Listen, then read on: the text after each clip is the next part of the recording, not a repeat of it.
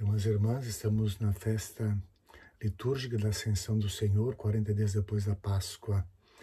O Evangelho vai para Lucas, do ano C, interrompendo aquela leitura do Evangelho de João, que retornará em seguida, no próximo domingo, e voltaremos ao Evangelho de Lucas, depois da festa da Santíssima Trindade, depois de Pentecostes.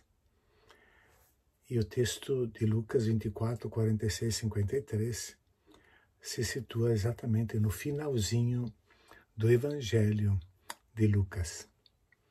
40 dias depois da ressurreição, Jesus elevou-se triunfalmente ao céu, no Jardim das Oliveiras, a pouca distância do lugar da sua agonia, antes da paixão. No decurso desses 40 dias, Jesus se apresentou, apareceu várias vezes aos apóstolos, multiplicou os esforços para que eles fossem reconduzidos à fé e à intimidade com ele, o ressuscitado. Com a sua ascensão, Jesus não se retirou da presença, mas inaugurou um novo tipo de estar presente, agora de maneira invisível.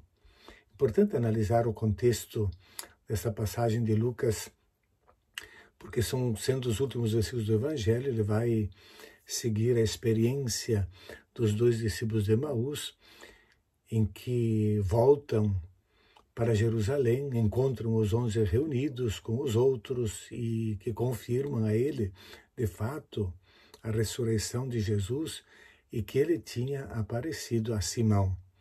Então os dois discípulos contaram o que tinha acontecido com eles no caminho e como reconheceram Jesus ao partir o pão. Nesse momento, enquanto ainda estavam falando, Jesus apareceu no meio deles e diz: a paz esteja convosco. O texto grego fala autos reste em meso auton. O verbo usado é reste, do verbo ristemi, que significa estava de pé. Isto é, como vemos no Apocalipse, o cordeiro que estava de pé, como que imolado, estava de pé, não usa o verbo apareceu, que depois sugeriu que tinha desaparecido e apareceu e desaparecerá. Mas estava de pé. A ressurreição não é fruto da imaginação, nem se reduz a fenômeno puramente espiritual. A ressurreição diz respeito ao próprio corpo de Jesus, daí a identidade do ressuscitado com o Jesus terrestre. Vai mostrar as marcas do sofrimento, vede minhas mãos e meus pés. A cosmovisão da época dizia que tudo o que vinha de Deus para os homens descia do céu. E tudo que dos homens ia para Deus subia aos céus. Então, no versículo 45, Jesus vai dizer: abriu-lhes a mente para que entendessem as Escrituras. Porque sem essa abertura, eles não poderiam compreender. E disse-lhes ainda: está escrito, o Cristo sofrerá, ressuscitará dos mortos ao terceiro dia. Jesus já tinha ressuscitado e confirma que tudo isso fazia parte do plano de Deus. E, sobretudo, demonstra que o amor de Deus não deixou o seu filho preso na morte. A morte não foi capaz de amarrar Jesus. No terceiro dia, e o número 3 na simbologia bíblica significa o que é completo, definitivo, portanto, a vitória definitiva sobre a morte, Jesus ressuscitou. A ressurreição, como vemos nesse texto, diz respeito ao corpo. Não se restringe a um fenômeno espiritual, como disse. Daí a identidade do ressuscitado com Jesus terrestre. Como a ressurreição diz respeito, portanto, ao corpo de Jesus, a identidade do terrestre com o ressuscitado. E o fato de comer não se trata de um fantasma. Assim, qualquer ação humana que vai ao encontro dos corpos dos irmãos, doentes, oprimidos, torturados, famintos, sedentos, não é apenas uma obra de misericórdia, mas sinal concreto do fato central da fé cristã, a ressurreição do Senhor. E a menção das Escrituras, era preciso que se cumprisse tudo o que está escrito. A Escritura, Moisés, profetas e salmos, esse tríplice chamado, é dela que nasce a missão. Há uma continuidade do Antigo com o Novo Testamento, embora nunca vamos encontrar no Antigo Testamento o texto que diga que o Messias deve morrer. E o servo sofredor nunca é do Isaías, nunca é chamado de Messias, que aliás a única vez que aparece Mashiach no texto de Isaías é referido ao rei Ciro da Pérsia e não a um filho de Israel. Ele ressuscitará e no seu nome serão anunciados a conversão e o perdão dos pecados a todas as nações, começando por Jerusalém. Todas as nações é para dizer que vai ser anunciado aos pagãos. Que, portanto, a mensagem cristã não é para um grupo nem para uma raça, mas é uma mensagem universal. A salvação é universal para todos. Jesus retoma a pregação de João Batista e a modifica ligeiramente, porque o Batista tem pregado um batismo de conversão para o perdão dos pecados. E a conversão significa uma mudança dos valores que orientam a vida. Isso é conversão, mudança radical. Se antes tu vivias para ti mesmo de maneira egoísta, agora tu viverás para os outros. Converte-te.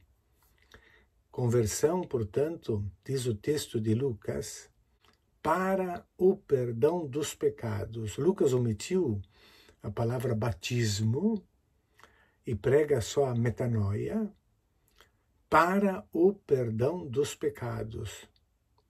Não diz conversão e perdão dos pecados, mas conversão para o perdão. Metanoian eis aphesin amartion. Eis é preposição para o perdão dos pecados. A mudança da vida, deixar para trás um tipo de vida egolátrica, é conversão. A mudança de vida é que traz o perdão dos pecados, isto é, o cancelamento do mal cometido no passado, para poder iniciar uma vida nova. Conversão. Começando, Jesus diz um detalhe que não é insignificante, começando por Jerusalém.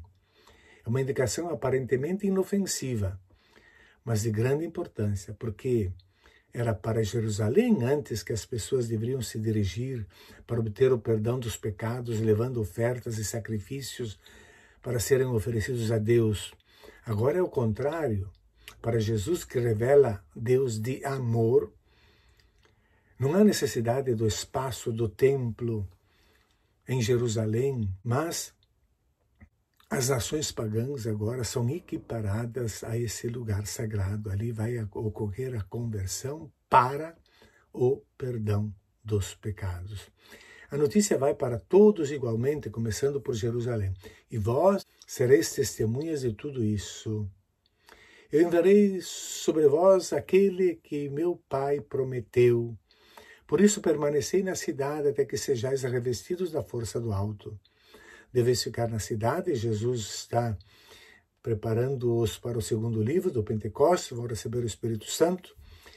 E Jesus vai, portanto, enviar para eles a promessa do Pai, que é o Espírito para a missão e o Espírito para a compreensão. Abriu-lhes a mente, disse.